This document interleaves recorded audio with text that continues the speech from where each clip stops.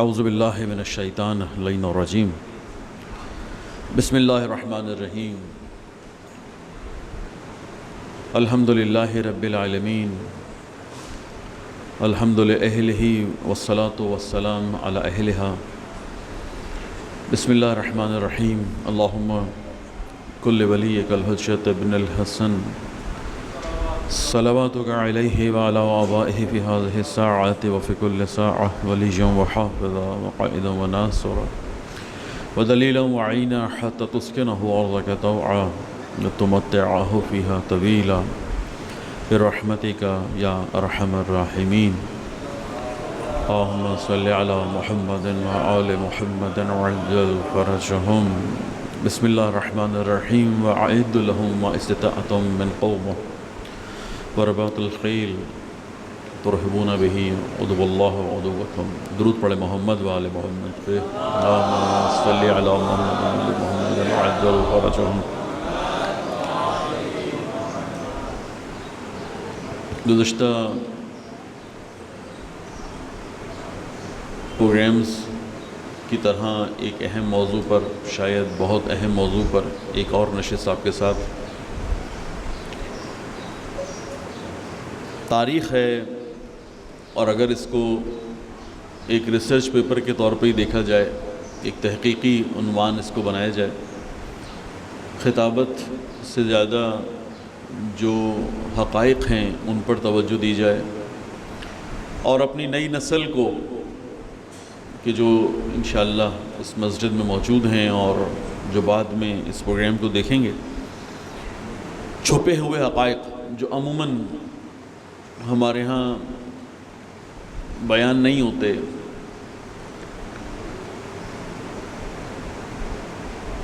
یہ بظاہر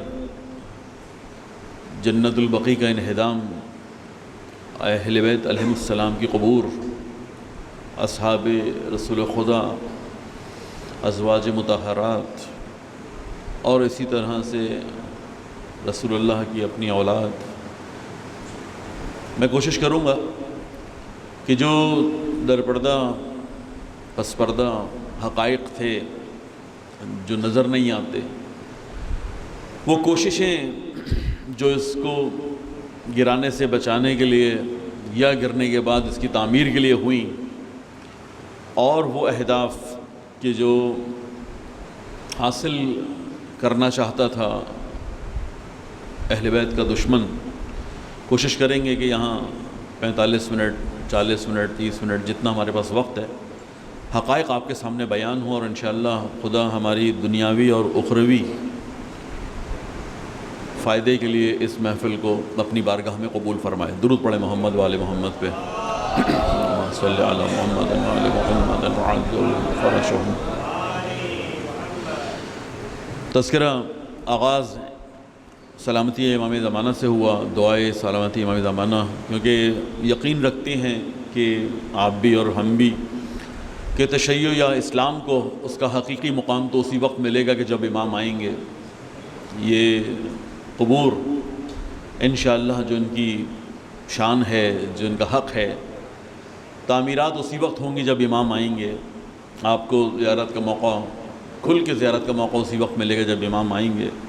تو انشاءاللہ آغاز ہم نے اسی فکر کے ساتھ امام کے تذکرے سے شروع کیا ہے کہ خدا اگلے سال ہی ہمیں یہ توفیق دے کہ یہ حرم وجود میں آ چکے ہوں اور آپ امام کی معیت میں انشاءاللہ اس زیارت کو انجام دے سکیں۔ درود پڑھیں محمد وآل محمد کو۔ اللہم صلی علی محمد وآل محمد وعجل فرجہم۔ واقعہ کیا ہے؟ پہلے اس واقعے کو سن لیجئے، اس کے بعد پھر انشاءاللہ درپردہ حقائق، اس کے بعد پھر جو کوششیں کی گئیں اس کی تعمیر کے لیے اس موضوع پر۔ اور عنوان ہم نے بتایا کہ خطابت نہیں ہے، ایک تحقیق ہے، ایک ریسرچ ہے کہ جو نئی نسل اور انشاءاللہ آنے والی نسلوں کے لیے۔ دیکھیں 8 شوال ہے، 1344 ہجری ہے، 8 شوال ہے 1344 ہجری ہے، کہ بظاہر قبور ائمہ اہل بیت علیہم السلام، قبور ائمہ کنفرم ہے کہ وہاں پر آپ کے دوسرے امام ہیں، وہاں پر آپ کے چوتھے امام ہیں، وہاں پر آپ کے پانچویں امام ہیں، اور وہاں پر آپ کے چھٹے امام ہیں۔ قبور ائمہ یقینی طور پہ جن کا آپ کو علم ہے، وہاں پر مولا کائنات کی والدہ ہیں، وہاں پر رسول اللہ کے چچا عباس ہیں، وہاں پر پہلے شہید مہاجرین میں سے عثمان ابن مظعون موجود ہیں، وہاں خود جو مقامی مدینے کے رہنے والے تھے جنہیں آپ انصار کہتے ہیں، ان میں سعد ابن عبادہ بڑی شخصیت میں موجود ہیں، زرارہ، اسعد ابن زرارہ وہاں پر موجود ہیں، یہ سب صحابی ہیں جو نامور صحابی ہیں۔ ابھی صرف ان کا تذکرہ کر رہا ہوں۔ جو آپ نہیں جانتے وہ 10,000 کے قریب صحابی اس جنت البقیع میں موجود تھے، ہیں 10,000 صحابی جنت البقیع میں موجود ہیں۔ رسول اللہ کی ازواج میں سے صرف جناب خدیجہ سلام اللہ علیہا کی جو یہاں نہیں ہیں، مکے میں تھیں، لیکن مکے میں بھی وہ 2 بڑی قبریں حضرت ابو طالب علیہ السلام اور خود جناب خدیجہ سلام اللہ علیہا، ان کے حرموں بھی گرا دیا گیا، وہ بھی وہاں محفوظ رہی نہیں۔ جنت المعلی جس کو آپ کہتے ہیں، مکے کی سرزمین پر قبرستان تھا۔ یہ جنت البقیع وہی رسول اللہ کو ہوئی ہے، انہیں حکم ملا تھا کہ اس طرح کی ایک بڑی جگہ تلاش کی جائے۔ بقیع پھیلی ہوئی زمین کو ہی کہتے ہیں، اس کا لفظی ترجمہ بھی یہی بنتا ہے کہ اس ایسی جگہ کو تلاش کرو کہ جہاں پر اس طرح سے مسلمان، اور خصوصاً اس زمانے میں طبعی اموات کا تصور تو بہت کم تھا، زیادہ تر تو جنگیں ہو رہی ہیں۔ مدینے کی سرزمین پر آپ کو پتہ ہے احد سے جنگ شروع ہوئی ہے، اور پھر آخر تک یعنی بدر، احد سے لے کر، اور پھر کتنے لوگ ہیں جو مدینے ہی کی جنگوں میں شامل ہوتے رہے۔ تو یہ صرف صحابی نہیں ہیں، اکثر شہداء ہیں کہ جو یہاں پر دفنائے گئے۔ قریب احد کا میدان ہے جہاں خود حضرت حمزہ جو چچا ہیں رسول اللہ کے، ان کی قبر ہے، وہ بھی گرا دی گئی۔ یہاں پر بیت الحزن بھی موجود تھا، وہی جگہ کہ جہاں جناب فاطمہ زہرا سلام اللہ علیہا، اللہم صلی علی محمد وعلی محمد وعجل فرجہم، گریہ کیا کرتی تھیں ان مصائب پر کہ جو مولا کائنات پر ٹوٹے، جو اسلام پر ٹوٹے، جو ان کے اوپر ٹوٹے، وہ بھی یہیں پر موجود تھا۔ یعنی آثار جو بھی رسول اللہ سے متعلق آثار ہیں انہیں گرانے کی کوشش کی گئی ہے۔ یہ الگ بات ہے کہ جب قبور کی مخالفت ہو گئی، اب موضوع یہاں سے شروع ہوتا ہے۔ یہ تو وہ بات ہے جو آپ کو معلوم ہے کہ یہ سب کچھ گر گیا، حتیٰ کہ رسول اللہ کے حرم کو بھی گرانے کی کوشش کی گئی۔ اگر آپ سمجھیں کہ بات یہاں رک گئی تھی تو ایسا نہیں تھا۔ جب 8 مہینے پہلے، یعنی 8 مہینے پہلے، 8 شوال سے 8 مہینے پہلے، 1344 ہجری میں 8 مہینے پہلے جب یہ فتوے دیے گئے تھے کہ یہ کام ہونا ہے، تو اس وقت رسول اللہ کے حرم، کیونکہ بات تھی قبور رکھنی نہیں ہے، بات موضوع یہ تھا کہ قبر یہ بدعت ہے، قبر کو بنانا یہ بدعت ہے۔ روایات استفادہ کیا گیا، وہ روایات کے جو انہی کے یہاں جس سے استفادہ بعد میں بہرحال ایک سیاسی استفادہ ہوتا ہے۔ ابن تیمیہ جو روایات نقل کر گیا اپنی کتابوں میں، اس کا حوالہ دیا جاتا ہے، ابن تیمیہ کی کتابوں کا حوالہ اور اس کی روایات کا حوالہ دیا جاتا ہے، اور محمد بن عبد الوہاب کا مذہب وہابیت اس سے فائدہ اٹھا کے اور آل سعود اپنے اقتدار کو مضبوط کرنے کے لیے، یہ ایک اس طرح کا ملاپ ہے کہ جس کو مذہبی ملاپ کہنا غلط ہے۔ جو بات اب میں تاریخی حقائق کی طرف جا رہا ہوں، یہ ایک سیاسی گٹھ جوڑ تو ہو سکتا ہے، مذہبی بنیاد ہاں استعمال ضرور ہوتی ہے، جیسے آج بھی ہوتی ہے، مذہب کا نام ضرور استعمال ہوتا ہے، مقاصد سارے سیاسی ہوتے ہیں، ہدف سارا سیاسی ہوتا ہے۔ یہ ایک سیاسی موضوع تھا، یہ ایک ہدف ہی سیاسی تھا اس کے اندر، اور وہ کیا ہے؟ وہ یہ کہ اہل بیت کے آثار کو، کیوں اہل بیت کے آثار کو نہیں، انبیاء کے آثار کو بھی، صرف انبیاء کو نہیں، اولیاء کے آثار کو بھی۔ اچھا خالی قبور کی بات ہے؟ نہیں، مقدس مقامات کو کیوں گراتے ہو؟ اگر خالی اتنی بات تھی تو مقدس مقامات سے ہماری کیا دشمنی ہے؟ اگر تم صرف قبور کی بات کر رہے تھے تو پتہ چلا کہ موضوع صرف مذہبی کہنا غلط ہے، یہ ایک سیاسی موضوع ہے، اور ان کا ہدف یہ ہے کہ کوئی بھی وہ بات کہ جو رسول اللہ کے لوگوں کو یاد دلائے۔ اصل بات رسول خدا ہیں، علماء کا اتفاق ہے اس بات پر، جنہوں نے اس زمانے میں کوششیں کی کہ کسی طریقے سے دوبارہ سے یہ قبور وجود میں آ جائیں، ان کا نظریہ موجود ہے، کتابوں میں لکھا ہوا ہے کہ یہ سلسلہ خانہ کعبہ کو بھی گرا کے گزر جاتا، اگر اس کے خلاف قیام نہ ہوتا تو یہ خانہ کعبہ کو گرا دیتے، رسول اللہ کے حرم کو گرا دیتے. اور رسول اللہ کا حرم، ان کا گنبد، اس پر کئی گولیاں لگی ہوئی تھیں، اس پر کئی کوشش کی انہوں نے اپنے دور پہ، جو اس زمانے میں اسلحہ ان کے پاس تھا، کہ رسول اللہ کا حرم بھی گرائیں. لیکن پھر ترکی سے اٹھنے والا قیام، ایران سے ہونے والی جدوجہد اور بر صغیر میں جو کچھ ہوا اس کی بنیاد پر رک گئے، وَإِلَّا انہوں نے گرا دینا تھا. یہ اسی زمانے میں مکے تک گئے، اس کے بعد پھر یہ رکے نہیں ہیں صرف سرزمین حجاز تک، یہ سامرہ گئے، یہ کربلا گئے، یہ نجف گئے، یہ کاظمین گئے. اس فکر کو لے کے، اس پر سوار ہو کے انہوں نے کوشش کی کہ اہل بیت چاہے کسی بھی جگہ پر موجود ہوں، اہل بیت کے قبور کہیں پر بھی موجود ہوں انہیں بھی، انبیاء کے قبور کہیں موجود ہوں انہیں بھی، انہوں نے کسی بھی جگہ کو طے یہ کر لیا تھا کہ چھوڑنا نہیں ہے. وہ یہ مذہبی موضوع ہے کہ بدعت کہہ کے قبور کو گرایا جائے، نہیں، یہ مذہبی موضوع نہیں ہے. ہم سمجھانا آپ کو یہ چاہ رہے ہیں، مذہبی موضوع نہیں ہے، مذہب کا استعمال ہے، استفادہ کیا ہے مذہب سے کہ آپ بدعت کا لفظ استعمال کریں. وَإِلَّا اگر آپ اتنا ہی ہوتا تو اپنی قبریں کیوں بنا رہے ہوتے؟ ان کی اپنی قبریں بنی ہوئی ہیں. یعنی وہی عبدالعزیز کہ جس نے اس فتوے کے اوپر عمل کروایا ہے، جو عبد الرحمن کی اولاد تھا، جو ڈائریکٹ سعود کی اولاد ہے، اس کی اپنی قبر بنی ہوئی ہے، شاہ فیصل کی قبر بنی ہوئی ہے. یہ جا کے اس کے اوپر خود بیٹھتے ہیں، جا کے اس کی زیارت کرتے ہیں. موضوع سیاسی تھا، موضوع جو ہے وہ مذہبی نہیں تھا. ان کو پتہ تھا کہ یہ کام ہم صرف استفادہ کر رہے ہیں. کیوں؟ کیونکہ اہل بیت کے آثار کو، رسول اللہ سے منسوب ہر چیز کو انہوں نے، کیوں؟ کیونکہ اصل جھگڑا رسول اللہ کے دین سے ہے، اصل جھگڑا ان کا اہل بیت علیہ السلام سے ہے. کیوں؟ کیونکہ اہل بیت اصل وارث ہے رسول خدا کے. اگر ان کے آثار باقی رہے تو اس کا مطلب ہے کہ اصل اسلام باقی ہے.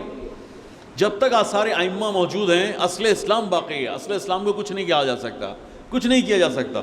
اصل اسلام باقی ہے. کربلا موجود ہے، اصل اسلام باقی ہے. چاہے یہ جتنا ہی زور لگا لیں اس کو تحریف کرنے کے لیے، چاہے یہود اور نصارہ اور ان منافق مسلمانوں کے ساتھ مل کے جتنا ہی پلان کریں، جتنی کوشش کریں، لیکن اصل اسلام باقی ہے. کیوں کربلا باقی ہے، کیونکہ نجف باقی ہے، کیونکہ کاظمین باقی ہے، سامرہ باقی ہے، کیونکہ جناب فاطمہ باقی ہے. اگر ان کے آثار باقی ہیں تو اصل دین باقی ہے. تشیع ابھی آپ نے دیکھ لیا کہ صرف 40 کا اجتماع، صرف 40 کا اجتماع، جب تشیع کو ہلکی سی اجازت ملی ہے، اور یہ 1400 سال کے بعد پہلی دفعہ ہوا تھا. اگر آپ یہ سمجھیں کہ اس طرح سے ملینز لوگ، کروڑوں میں لوگ پہلے بھی جایا کرتے تھے، آپ کی خام خیالی ہے. صدام کے زمانے میں بھی نہیں جایا کرتے تھے. پرانی باتیں آپ کیا کرتے ہیں؟ صدام کا زمانہ آپ کے قریب کا زمانہ ہے. صدام واصل جہنم ہوئے زیادہ عرصہ نہیں ہوا ہے، اس کی حکومت کو الٹا گیا ہے 2003 کی بات ہے، یعنی 2003 میں اس کے تختے کو الٹ گیا ہے. آپ لوگوں میں اکثر لوگ 2003 کے زمانے میں موجود تھے، تو 2003 صدام کا تختہ الٹا ہے. اس ایام میں کہ جب تک مسلط رہا ہے 35 سال عراق کے اوپر، اس حرم کے اندر چاہے عاشورہ کا دن کیوں نہ ہو، چاہے 40 کا ہی دن کیوں نہ ہو، گنتی کے لوگ ہوا کرتے تھے. حرم امام حسین علیہ السلام میں گنتی کے لوگ ہوا کرتے تھے، یہ صدام کے زمانے میں. تو اس کا مطلب یہ ہے کہ آپ جتنا پیچھے چلتے چلے جائیں، جتنا آپ پیچھے جائیں گے، آپ کو پتہ چلے گا کہ یہ جو اب ہو رہا ہے، جو آپ ملینز لوگ جمع ہو جاتے ہیں حرم کے اندر، یہ کبھی نہیں ہوا، ایسا پہلے کبھی نہیں ہوا. اور آیا صرف جمع ہو جانا، آپ بغیر مقصد کے جمع ہو رہے ہیں، بغیر ہدف کے جمع ہو رہے ہیں. اس طرح سے آپ کا تجمع ساری ایک بین الاقوامی قوت بن کے، افغانی آ رہا ہے، پاکستانی آ رہا ہے، عرب دنیا سے وہ لوگ کہ جو ابھی تازہ اپنی شیعت کو پہچان رہے ہیں، آذربائیجانی جیسے لوگ، افریقہ کے لوگ جس میں ابراہیم زکزکی کے کیے ہوئے لوگ، نائجیریا جیسا ملک، اور اس کے بعد آیا فلپائن، انڈونیشیا، ملائیشیا، یورپ سے وہ لوگ جو تازہ مسلمان ہو رہے ہیں. یعنی یہ تجمع کوئی چھوٹا تجمع ہے، کوئی اجتماع کوئی چھوٹا اجتماع ہے، عالمی اجتماع ہے. اور اس کے بعد سب ایک جیسے ہو جاتے ہیں، ایک ہی راستہ ہے، ایک ہی منزل ہے، سب پیدل چلے جا رہے ہیں. نہ کوئی بھوک کا احساس ہے، نہ کوئی پیاس کا احساس ہے، نہ کوئی رہائش اور خوف اور امنیت کا مسئلہ ہے. سب چلے جا رہے ہیں ایک ہی ہدف کے تحت کہ وہاں تک پہنچنا ہے. دنیا حیران ہے کہ بھائی یہ ایسا اجتماع بغیر کسی قیادت کے، بظاہر قیادت نظر نہیں آ رہی ہے، بظاہر نظر نہیں آ رہی ہے کہ کوئی قائد نہیں کہ جو لیڈ کر رہا ہو، جو باقاعدہ لوگوں کو میسج دے رہا ہو کہ آج کہاں رہنا ہے، آج کہاں سونا ہے، ابھی کہاں چلنا ہے، ابھی خطاب کس کا ہوگا، ابھی گفتگو کون کرے گا. کچھ بھی نہیں ہے ایسا کوئی اجتماع. کسی کو پیسے دیے گئے، الٹا ہے، لوگوں نے اپنے پیسے خرچ کیے ہیں. یعنی اس قدر عظیم الشان اجتماع جس کی اتنی خصوصیات ہوں اور جس میں لوگ اپنے پیسے خرچ کر کے جاتے ہوں. سر اصل اسلام کیا ہے؟ اصل اسلام یہی ہے، یہی تھا. آپ سے خواہش اور آپ سے توقعات یہی تھی. اور تشیع نے ایک بہت بڑی پریکٹس شروع کر دی تھی اسی 40 کے ایام میں، کہ کرونا جیسی منحوس کہ جو ایک سازش کے تحت مسلمانوں کے درمیان، تاکہ اس اجتماع کو روکا جا سکے. اپنا فٹ بال میچ نہیں روکتے، وہ ہو رہا ہے. آپ نے دیکھا کہ اسی ایام کے اندر جو ان کا یورپ کا اپنا فٹ بال کپ تھا، فٹ بال کا جو ان کا اپنا داخلی یورپین، وہ تو ہوا، وہ نہیں رکا. لیکن ہزاروں لوگ نہیں، لاکھوں لوگ جمع ہوتے رہے اسٹیڈیمز کے اندر. لیکن آپ کے مسجد کے اندر بھی مسئلہ ہے، ہاتھ نہیں ملا سکتے آپ، فاصلہ رکھیے. آپ حج تو جا ہی نہیں سکتے، آپ فاصلہ ہے، حج نہیں جا سکتے. آپ کہاں کربلا زیارتیں نہیں کر سکتے، آپ ایران کی زیارت نہیں کر سکتے. آپ یعنی ہم پر ہی، مسلمانوں پر جو لگائیں پابندیاں لگائیں. بہرحال اگر آپ کی سمجھ میں بات آتی ہے کہ قبور ائمہ اہل بیت علیہ السلام تشیع کو نہ صرف ایک ڈائریکشن دیتی ہے بلکہ منظم کرتی ہے، اور وہ منظم اس سطح کا ہے کہ لوگ قربانیاں دے کے، اپنی جیبوں سے قربانیاں دے کے مشکلات کو خریدتے ہیں. سر یہی تو اصل اسلام تھا، اور کیا تھا؟ یہی تو رسول اللہ چاہتے تھے آپ سے. اور کیا چاہتے تھے؟ اہل بیت نے کیا چاہا آپ سے؟ یہی تو چاہا ہے کہ آؤ انفاق کرو، اپنی جیبوں میں خرچ کرو، ہمارے راستے میں نکلو. تو اگر آپ یہ شروع کر چکے تھے تو پھر آپ کہاں جاتے ہیں؟ انشاءاللہ اگر یہ سلسلہ جاری رہے گا، انشاءاللہ رہے گا، اگر رہتا تو آپ کہاں جا رہے ہوتے؟ بات یہ ہے کہ اسی طرح سے تمام قبور کے، تمام مقدس مقامات کے اپنے اثرات تھے کہ جو آپ پر ہونے تھے. انہوں نے کہا نہیں، ہمیں ان آثار کو مٹانا ہے. ہمیں ہر وہ جگہ کے جو مرکزیت بن سکتی ہے کسی بھی فرقے کے لیے، مسلمانوں کے، ہم نے اس کو مٹانا ہے. ہم نے آپ سے کہا کہ 10,000 سے زیادہ صحابی یہاں پر موجود تھے.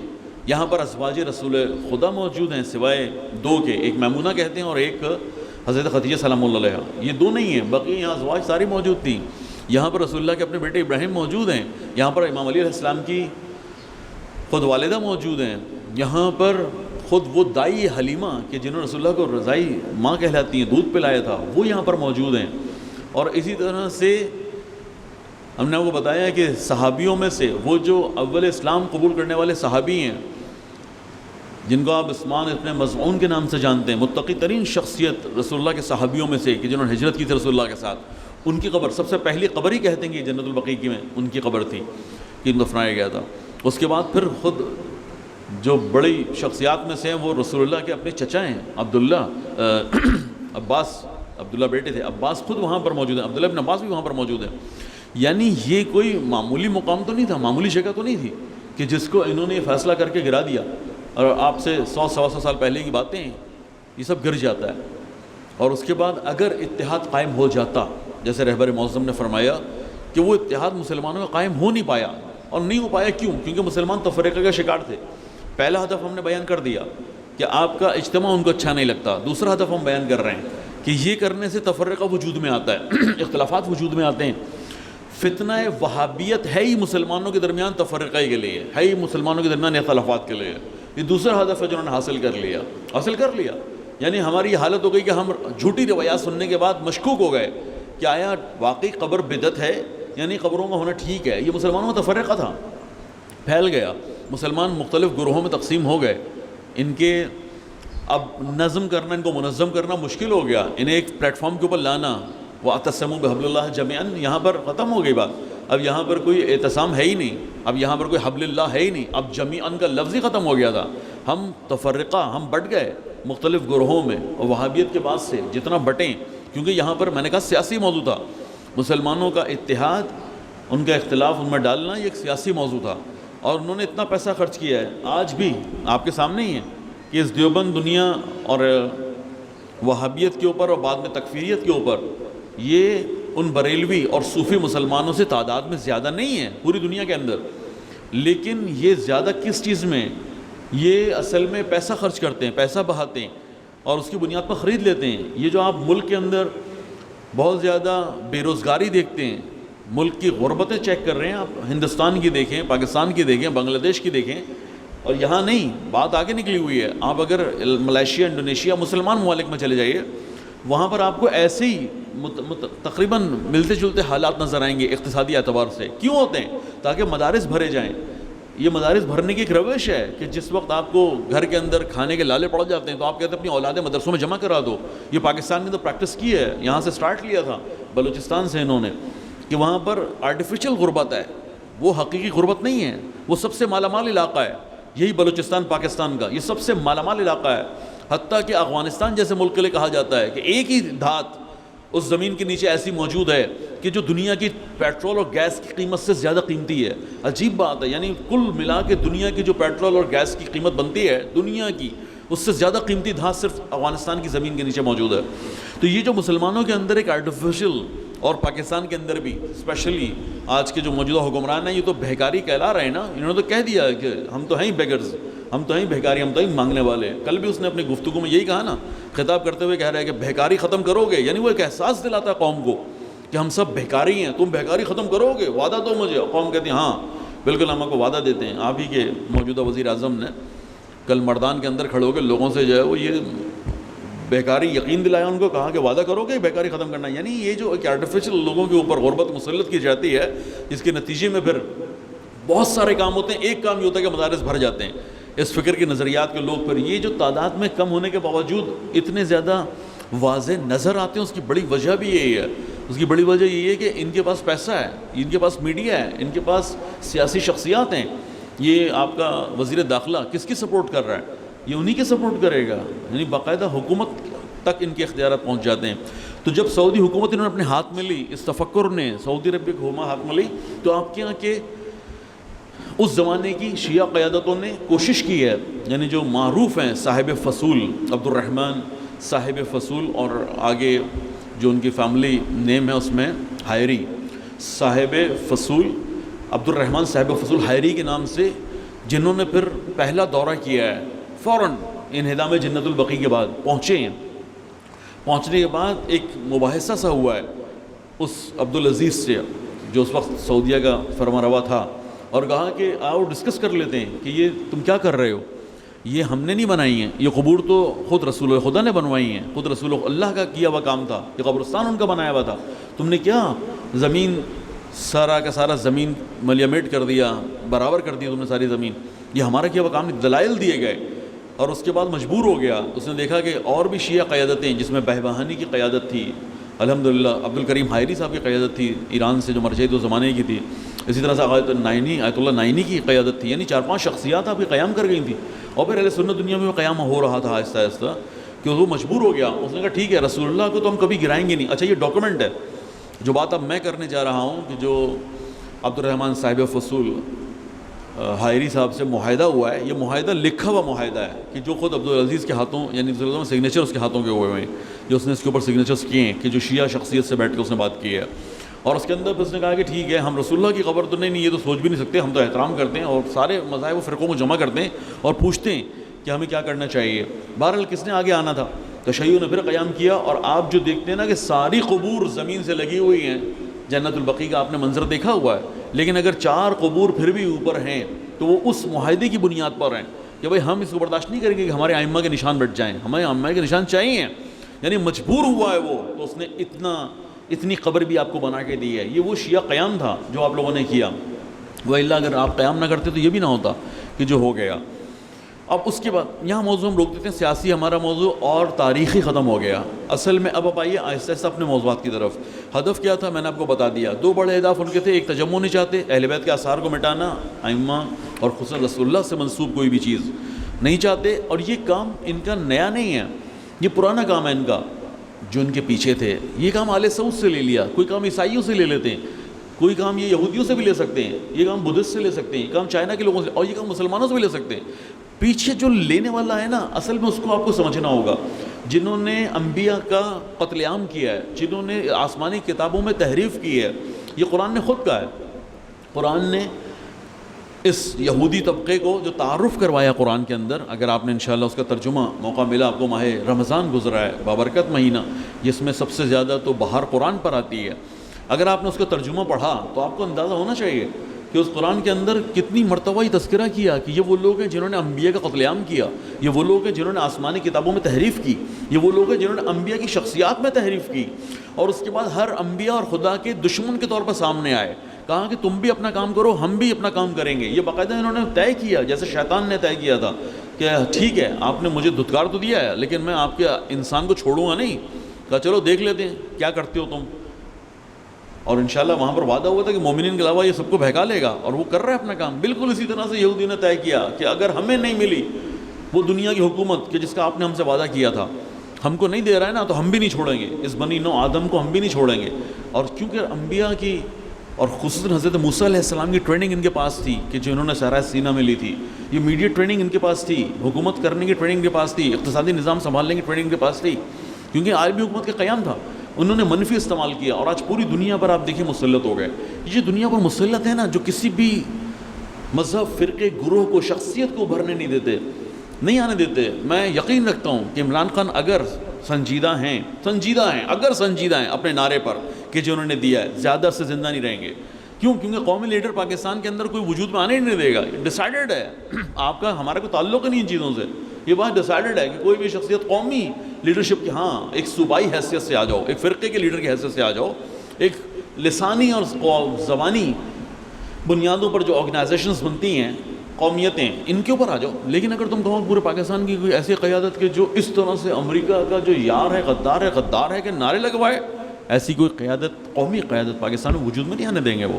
اگر یہ سنجیدہ ہے، ہاں اگر یہ کہیں بیک ڈور کسی طرف کسی جگہ معاہدے کر لیتا ہے، کسی کچھ طے کر لیتا ہے تو زندہ رہے گا.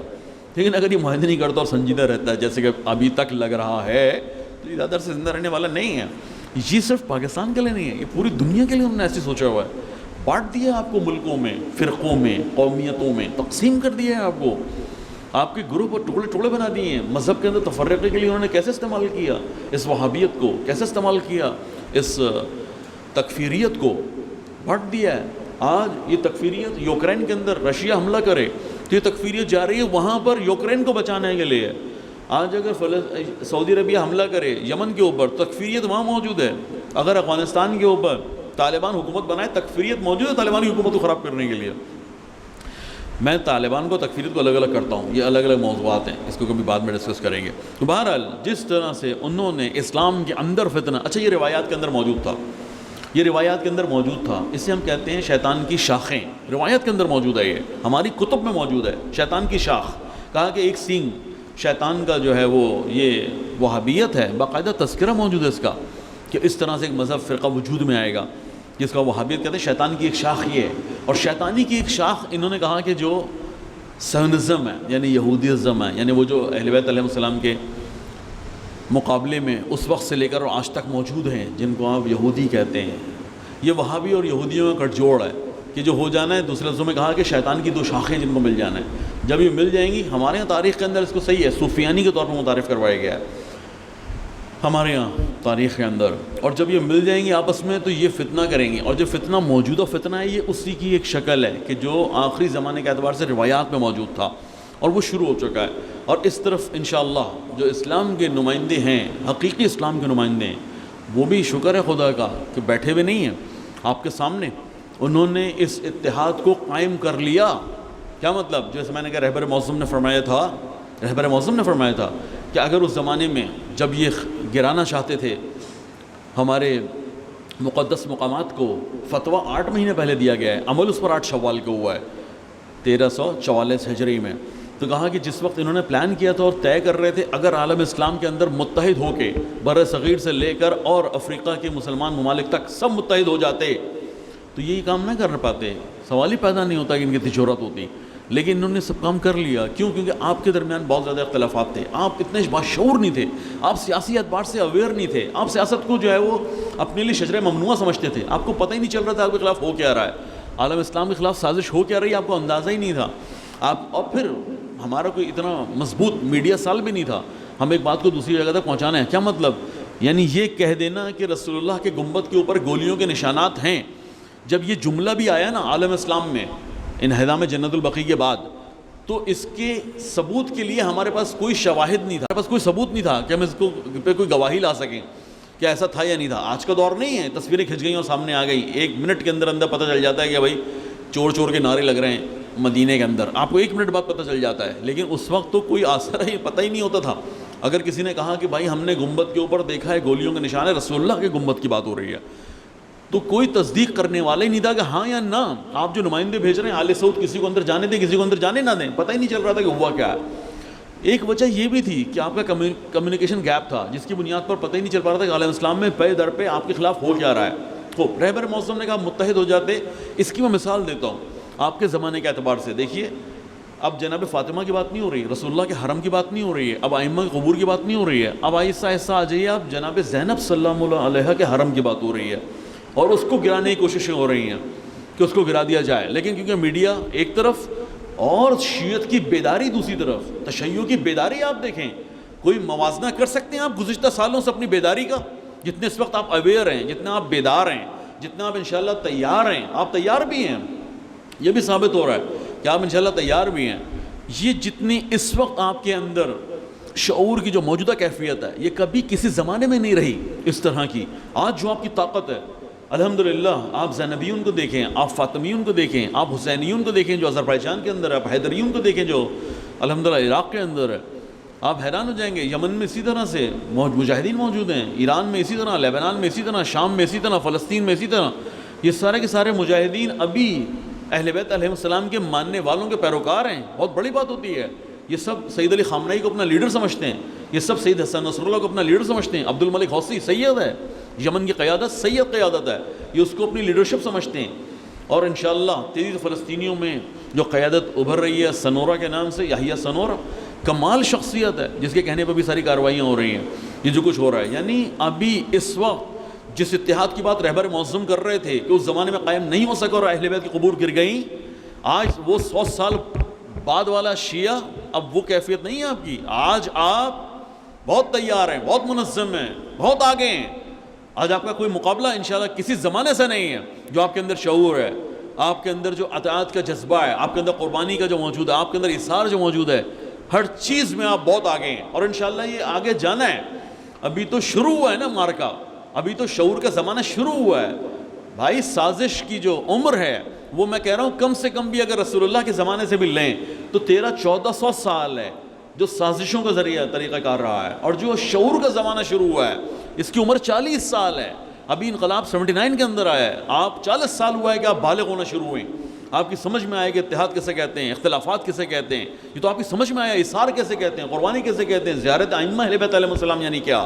اور خود ہمارے درمیان اختلافات اور اس طرح سے انحرافات اور خصوصاً تحریفات یعنی یہ آپ کی سمجھ میں اب آنا شروع ہوئی ہیں.